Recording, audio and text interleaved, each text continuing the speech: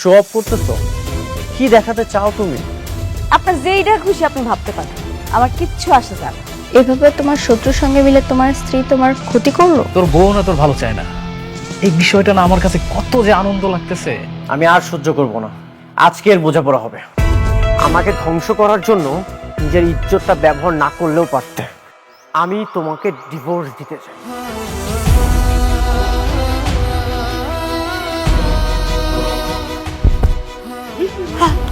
নতুন মেহমান আসতে চলেছে, আপনি মা হতে চলেছেন। পেটে বাচ্চা থাকলে নাকি স্বামী স্ত্রী তালাক হয় না। কোনো না কোনো ব্যবস্থা তো ঠিকই করতে হইবে। বস্তিতে থেকেও এত অ্যাডভান্স, আমি ছাড়াই সন্তান।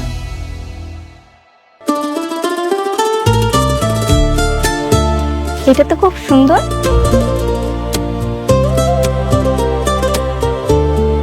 এটা তোমার পছন্দ হয়েছে? হ্যাঁ। সরি স্যার, এটা আসলে বিক্রি হয়ে গেছে। কি বলছেন বিক্রি হয়ে গেছে মানে? মাত্রই তো আমি হাতে নিলাম, হাতে থাকা অবস্থায় কিভাবে বিক্রি হয়ে গেল? আসলে স্যার, আপনার আগে একজন কাস্টমার এটা নেবেন বলে কনফার্ম করেছে। আমি এখন এটা প্যাক করব। এটা কত টাকায় সেল করেছেন? শাড়িটার দাম 2000 টাকা। 2000 টাকা? ঠিক আছে, আমি আপনাকে 10,000 টাকা দিচ্ছি। দেখেন, এটা আমার ওয়াইফ পছন্দ করেছে, যে কোনো মূল্যেই হোক এটা আমি নিতে চাই। আসলে স্যার, সবকিছু তো টাকা দিয়ে কেনা যায় না, তাছাড়া এটা অন্য কাস্টমার নেবেন বলে কনফার্ম করেছে। কে নিয়েছে? ওইটা আমি নিছি।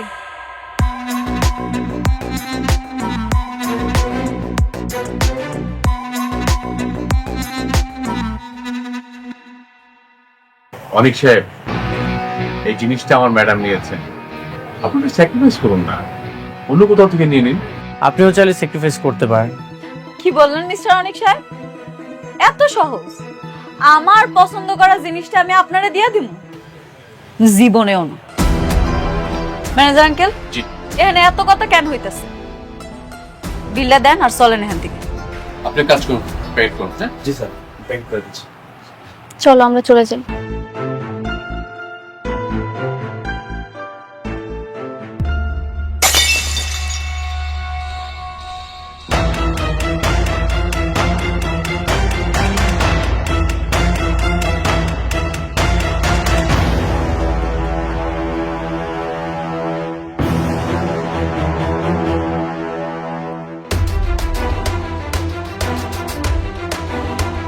সরি, আমি আসলে বুঝতে পারিনি। আচ্ছা, এটার প্রাইস জানি কত? স্যার 2000 টাকা। ভাই, এটা রাখেন। আমি সরি, আসলে বুঝতে পারিনি।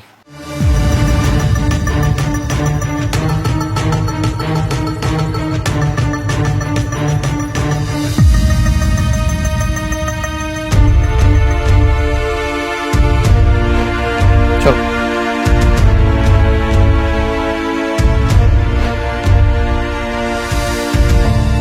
ম্যাডাম, উনি আপনার হাজবেন্ড বলে এখন কিছু বললাম না, তা নাহলে ওনাকে বুঝিয়ে দিতাম আপনার পছন্দ করা জিনিস ভাঙলে তার ফলাফল কি হতে পারে। যা হয়েছে বাদ দেন, চলেন এখান থেকে।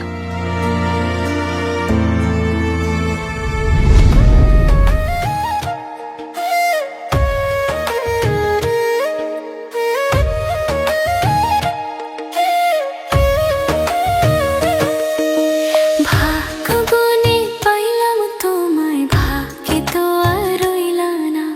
দুঃখে আমার বুক ভেসে যায়, সুখের দেখা হইল না। তবু আমি তোমার আশায় কাঁদি দিবারাত রোজ। সুখে থেকো, ভালো থেকো গরি, ঘরে রাজপুত্রে। ও সুখে থেকো, ভালো থেকো গরি, ঘরে রাজপুত্রে। অনেক, তুমি কিন্তু দিন দিন অনেক হিংস্র হয়ে যাচ্ছ। তোমার মন মানসিকতা খুব বাজেভাবে পরিবর্তন হচ্ছে। কেন? তুমি ওটা তাকে দিয়ে দিলেই পারতে, সেটা আমিও নিতে পারলাম না, উনিও নিতে পারলো না। যেটা হয়েছে খুব ভালো হয়েছে। তোমার পছন্দের জিনিসটা যদি আমি দিয়ে দিতাম, তখন তুমি আমাকে বলতে প্রথম ওয়াইফ, এই জন্য আমি দিয়ে দিয়েছি, কিছুই বলিনি। আমি মোটেও এরকম মেয়ে নই। এখন তো বলতেছো, যদি নিয়ে যেত তখন ঠিকই বলতে। আসলে কি জানো, এক বউ কখনো অন্য বউকে দেখতে পারে না, তার মানে কি তুমি এখনো তাকে বউ ভাবো? আচ্ছা বাদ দাও তো, তর্কতর্কি না করি, যা হওয়ার তা তো হয়ে গেছে। আর তোমার পছন্দের জিনিসটা তো আমি অন্য কাউকে নিয়ে যেতে দেইনি। ঠিক আছে, বাদ দিলাম।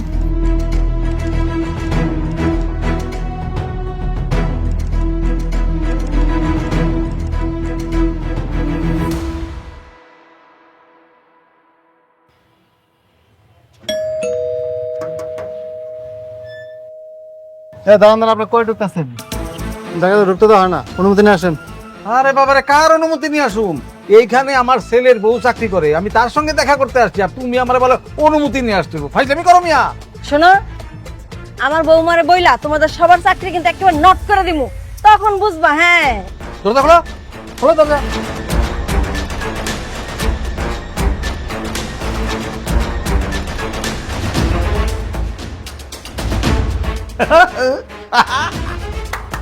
চন্দ্রমা, বসবা নাকি একবার?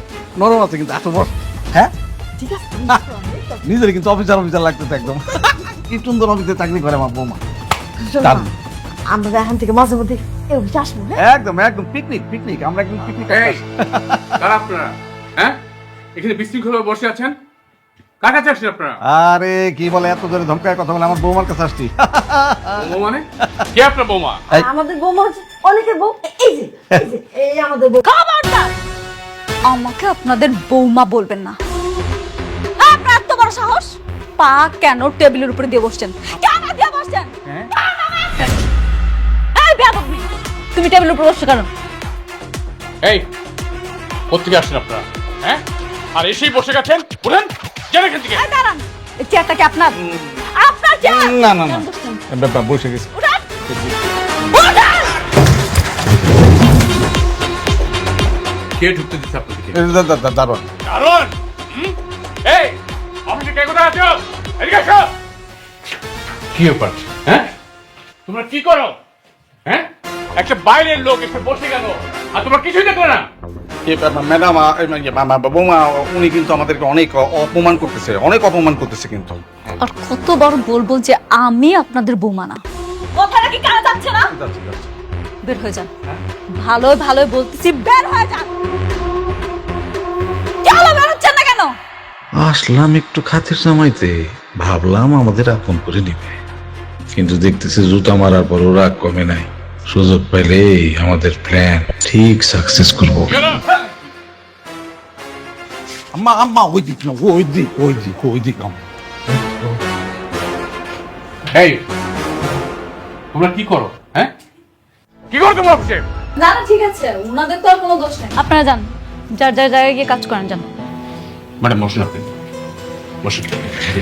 Thank you manager uncle. Thank you.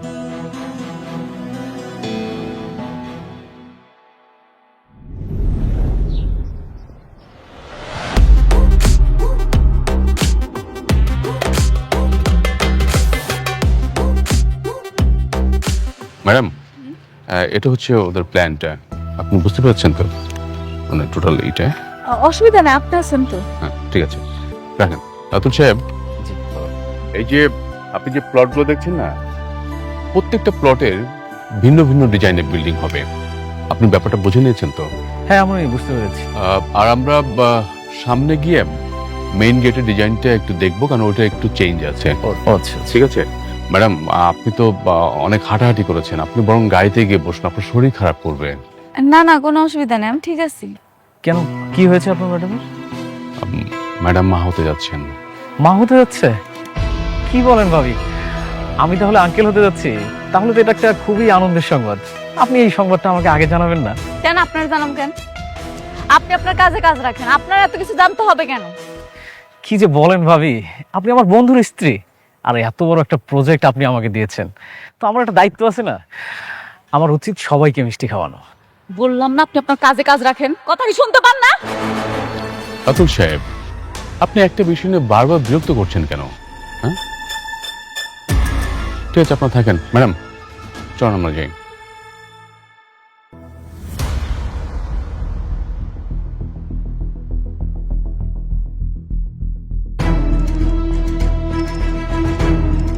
বন্ধুরে তো একটা অভিনন্দন জানাইতে হয়, যতই সম্পর্ক না থাকুক, বাচ্চা তো ঠিকই নিচ্ছে।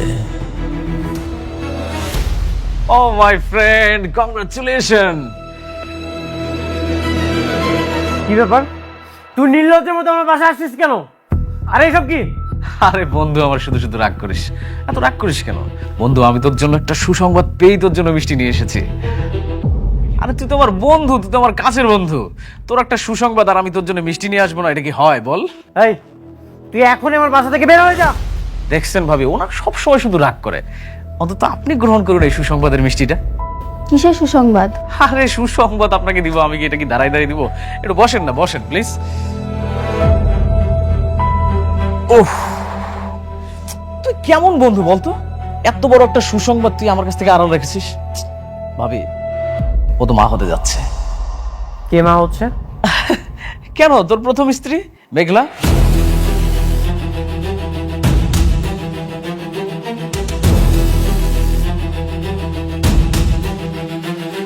শোন, তোর একটা সন্তান কিন্তু খুব দরকার ছিল। অনেক, উনি যা বলছে সবকিছু কি সত্যি? বৃষ্টি, তুমি কি বলছো এসব? ও যা বলছে সবকিছু মিথ্যা, বানোয়াট গল্প। তোমার আর আমার মধ্যে ঝামেলা সৃষ্টি করতে যাচ্ছ। আরে ঝামেলা কেন হতে যাবে? আমি তো মেঘলার নিজ মুখে শুনেছি ও মা হতে যাচ্ছে। এই যেমন আমাদের বৃষ্টি ভাবি ছোট মা হতে যাচ্ছে, আমাদের বৃষ্টি ভাবিকে ছোট মা করে ডাকবে। কত সুন্দর ব্যাপার না? আমাকে আঙ্কেল আঙ্কেল বলে ডাকবে, আর তোকে বাবা বাবা করে ডাকবে। তুই বাবা হতে যাচ্ছিস, এত সুন্দর একটা, কত সুন্দর একটা নিউজ, সেটা তুই হারা রাখছিস। রাতুল, আর একটা যদি উল্টাপাল্টা কথা বলিস তোর কিন্তু খবর আছে। তুই দেখছস তুই কতটা ভাগ্যবান? তোর যখন কোটিপতি থেকে রাস্তার ফকির বানাইলাম, তুই কি করলি? বৃষ্টির মতো একটা খোড়া মেরে বিয়ে করলি, 1000 কোটি টাকার মালিক। আর এখন এই মুহূর্তে তোর প্রথম বউ শালিমা বিল্ডার্সে আছে 10,000 কোটি টাকার মালিক। তোর তো শুধু টাকা টাকা টাকা টাকা। শোন, আমি বন্ধু হিসেবে তোকে ছোট্ট একটা পরামর্শ দিই। তোর প্রথম স্ত্রীর যে সন্তানটা আছে না, ওটাকে নিয়ে সেই সংসারটা টেকা। কংগ্রাচুলেশন। আমি একটা বন্ধু হিসেবে তো এর থেকে ভালো উপকার করতে পারবো না। তুই এখন আমার বাসা থেকে বের হয়ে যা, বের হয়ে যা। আরে রাগ করতেছিস কেন? আমাদের চলে যাব, কিন্তু শোন, আমার এই চলে যাওয়াই কিন্তু শেষ না। আমি আবার আসবো, বারবার আসবো। আর তোর সন্তান হওয়ার মিষ্টি দরকার হলে আরেকবার নিয়ে আসবো। ভালো থাকিস।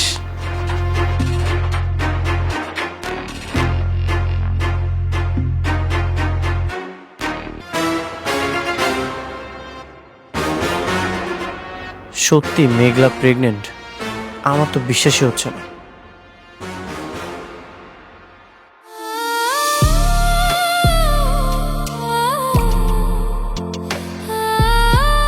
বৃষ্টি, প্লিজ কান্না করো না।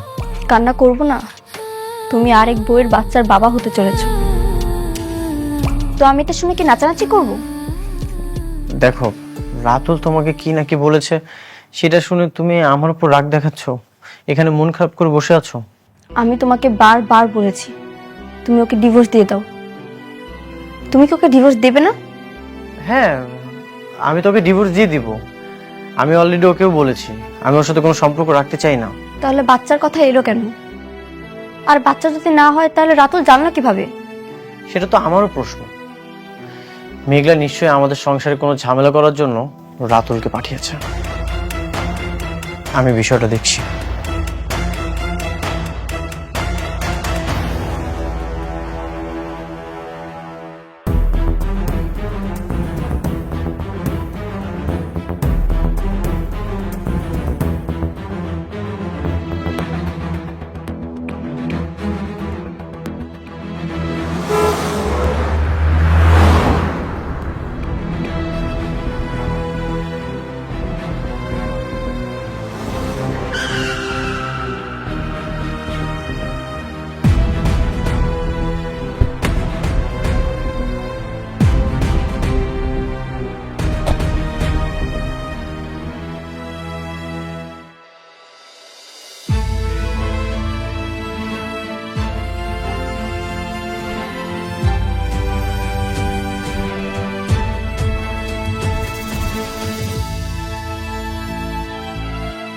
তুমি প্রতিদিন এদিক থেকে যাওয়ার সময় ভাবি এখানে আমি কখনোই আসবো না। কিন্তু তুমি মাঝে মাঝে এমন একটা কাজ করো, বাধ্য হয়ে আমাকে এখানে আসতে হয়। তুমি আইছো কেন? আমি তোমার আইতে কইছি? আমার বড় টেন্ডারটা তুমি রাতুলকে দিয়ে দিয়েছো, কোনো সমস্যা নেই, এটা তোমার একান্ত ব্যক্তিগত ব্যাপার। কিন্তু তুমি রাতুলকে দিয়ে আমার সংসারে কেন আগুন জ্বালাচ্ছ? কি চাও তুমি? সংসার? তোমার সংসারে আগুন জ্বালামো আমি? অনেক বিশ্বাসঘাতকতা তুমি করছো, আমি তোমার সাথে করি নাই। হ্যাঁ, আমি বিশ্বাসঘাতকতা করেছি। তাহলে কেন রাতুলকে দিয়ে আমার বাসায় মিষ্টি পাঠালে? কেন বলেছো আমি বাবা হতে যাচ্ছি? কেন এসব মিথ্যা নাটক সাজিয়েছো? আমি কোনো মিথ্যা নাটক সাজাইতেছি না, আমি সত্যি সত্যি প্রেগনেন্ট, আর আমার গর্ভের সন্তান তোমার। কি? হ্যাঁ, এবারও পারলে তোমার চাচা চাচিরে কইও আমার পেটের সন্তানটা এসে নষ্ট করে দিতে। তুমি সত্যি প্রেগনেন্ট? এক কথা আমি আর কতবার কই? হ্যাঁ, আমি অন্তঃসত্ত্বা, আর এর বাবা তুমি, মিস্টার অনিক সাহেব। আপনার কি আর কিছু জানার আছে? মনে হয় নাই। আপনার চইলা যান, কালকে সকালে আমার অফিসে নিয়ে যান।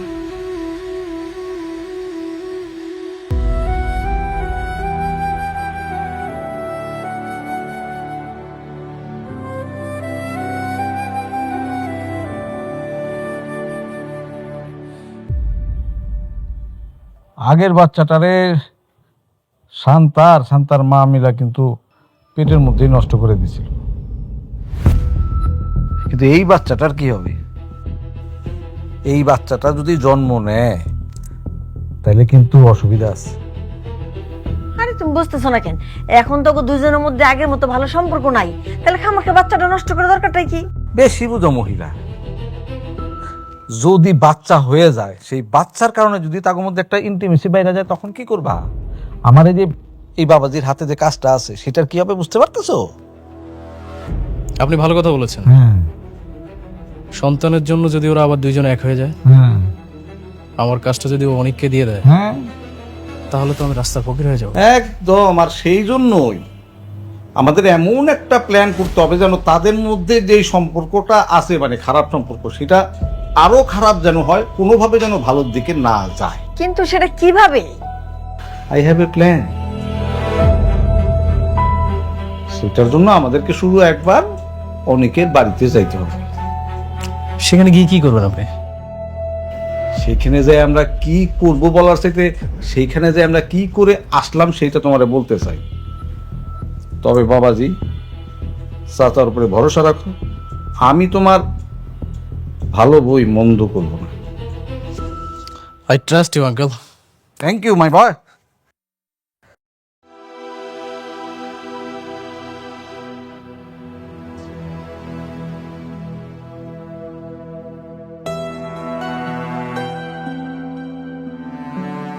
কি ব্যাপার, অফিস থেকে এসে এখানে বসে আছো কেন? এমনি। মেঘলার কি খবর? ও কি সত্যি সত্যি মা হতে চলেছে?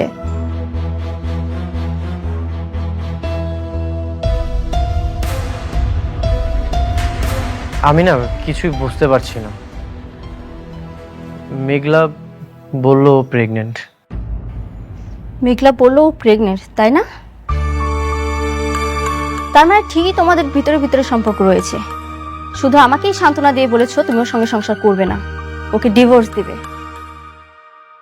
আসলে তুমি ওর সঙ্গেই চলে যাবে, আমি বুঝতে পেরেছি। আশ্চর্য, তুমি আমাকে ভুল বুঝতেছো। মেঘলা আমাকে বলেছে ও প্রেগনেন্ট। আমার কাছে মনে হচ্ছে এই সব কিছু মিথ্যা সাজানো নাটক। এখন ও যদি ওর সন্তান নিয়ে তোমার সঙ্গে থাকতে চায়, তখন কি করবে? ও থাকতে চাইবে না। বৃষ্টি, তুমি শান্ত হও, কোনো একটা ব্যবস্থা করছি। একদম চুপ, কোনো কথা বলবে না। আসলে তুমি আমাকে ঠকাচ্ছ। দোষটা আসলে আমারই কপাল পোড়া। এই পোড়া কপালে যাই ভাবি তাই পুড়ে ছাই হয়ে যায়। বৃষ্টি, তুমি শান্ত হও। কি রে মা, কি হয়েছে? ভাগাভাগি করছিস কেন? বাবা জানো, ওর প্রথম স্ত্রী প্রেগনেন্ট। কি বলছিস? অনেক বৃষ্টি যা বলছে তা কি সত্যি? বাবা, মেঘলা বলল ও প্রেগনেন্ট। সঠিক আমি কিছু জানি না। আমি আগেই ভালো ছিলাম বাবা, সিদ্ধান্ত নিয়েছিলাম কোনোদিন বিয়ে করব না। কেন যে ওকে বিয়ে করতে গেলাম, আমার পুরো জীবনটা নষ্ট করে দিয়েছে। প্রত্যেকটা মুহূর্তে ও আমাকে ঠকাচ্ছে বাবা। না না বৃষ্টি, এসব তুমি কি বলছো? আমি তোমাকে ঠকাচ্ছি না, তুমি আমার উপর বিশ্বাস রাখতে পারো। মা, তুই মাথাটা ঠান্ডা রাখ। হ্যাঁ, আরে কোনো কিছু হবে না, আমি তো আর সাথে আছি, তাই না? মা প্লিজ একটু মাথাটা ঠান্ডা রাখা। আর অনেক, আমার মেয়ে কিন্তু তোমাকে অনেক বিশ্বাস করে, অনেক ভালোবাসে। সো আমার মেয়ে যা চাচ্ছে তুমি সেইভাবে চলবে। যদি এদিক সেদিক হয়, আমার কিন্তু ভয়ঙ্কর রূপটা তুমি দেখতে পাবে।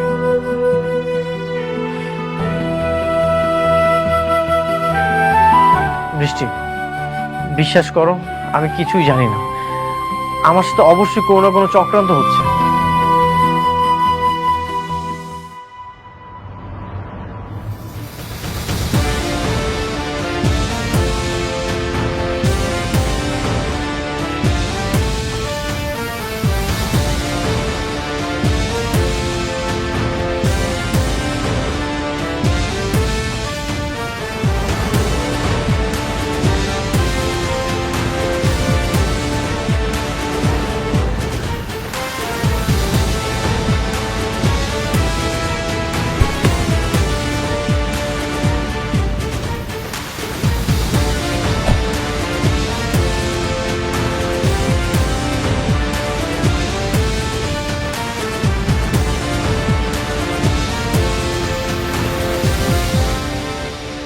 আসসালামু আলাইকুম।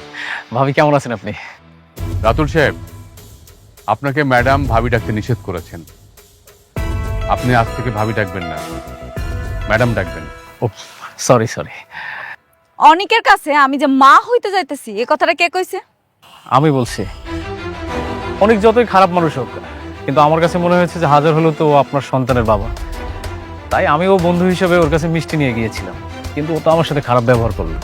আপনার আমি কতবার বলছি আপনি আপনার কাজে কাজ রাখবেন, আপনি আমার কোনো কথা শুনেন না। আপনি কাজটা মোটেও ঠিক করেন নাই। অনেক মনে হয় কিছু জানতো না, তাই না? আপনি ওকে কিছুই জানান না? না, আমি জানাই নাই, আর আমি জানাইতেও চাই নাই। আপনি এইবার বলছেন বাচ্চা গেছেন, পরের বার যদি বলছেন না, আপনার কিন্তু খবর আছে। রাতুল সাহেব, আপনাকে যে কাজটা দেওয়া হয়েছে সেটা মনোযোগ সহকারে করেন। পার্সোনাল ব্যাপারে আর মাথা ঘামাবেন না। বুঝাতে পেরেছি? জি জি। এরা সবাই মিলে এই ফকিন্ডিরে কেন যে মাথায় তুলে নাচতেছে কে জানে। এমন ভাবসাব করে যেন ও কোম্পানির মালিক।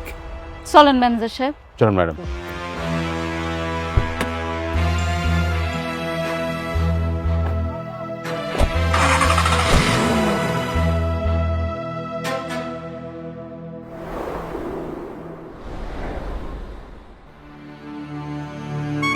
বাবা বাবা বাবা, আপনারা নির্লজ্জের মতো আমার বাসায় কেন এসেছেন? রাগ করো না, আমার রাগ করো না। মানে হয়েছে কি, আমরা কিন্তু এখানে থাকতে আসছি না। আমরা জানি যে আমরা তোমার প্রতি অনেক অন্যায় করছি, কিন্তু এবার না, অপকার না, আমরা তোমার উপকার করতে আসছি। হ্যাঁ। উপকার? আপনাদের কোনো উপকার আমার লাগবে না, আপনারা এখন এখান থেকে চলে যান। না না, আমরা চলে যেতেছি, চাইতেছি, কোনো টেনশন করো না। কিন্তু আমরা খালি আসছি তোমার একটা খবর দেওয়ার জন্য। যতটুকু শুনলাম তোমার বড় বউ নাকি গর্ভবতী। জানি না। জানবা কেন? তোমার নিজের ঘরের সন্তান হইলে না তুমি জানতা? তোমার তো নিজের সন্তান নেই, জন্য তুমি জানো না। মানে খুব সহজ, মানে খুব সহজ। তার পেটে যে বাচ্চাটা আছে সেই বাচ্চাটার বাপ অন্য কেউ, তুমি না। হ্যাঁ, কি বলতেছেন? তাহলে এই বাচ্চা কার? আরে শুন না, রাতুলের কাছে শুনলাম তোমার বউ আজকাল নাকি নাইট ক্লাবে যায়, আর অনেক পুরুষের সাথে উঠা বসা আছে, তারপর টাকা পয়সার কোনো অভাব নাই।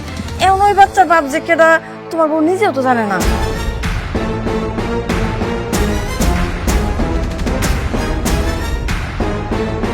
তাহলে কি মেঘলা আমাকে ধোকা দিচ্ছে?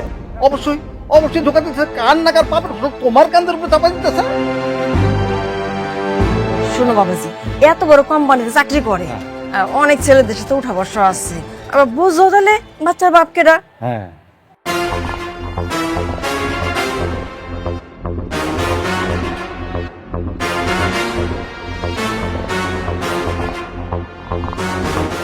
কেন যেমন গরিব ফকিনের ঘরে বিয়ে করলা ঠিক বুঝতে পারতাছি না। এই একটা ভালো কাজ করছো, ওরা রাইখে তুমি যে আরেকটা বিয়ে করছো, একদম ঠিক কাজটাই করছো।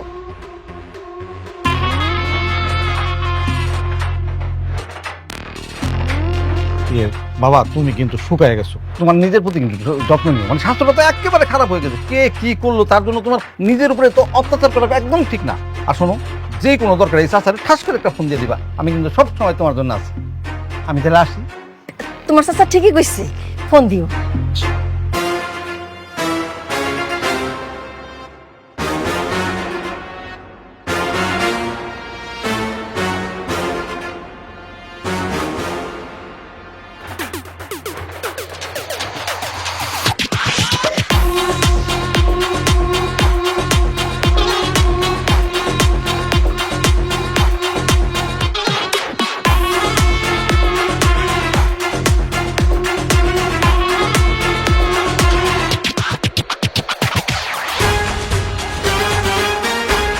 আপনার মেয়ে কোথায়?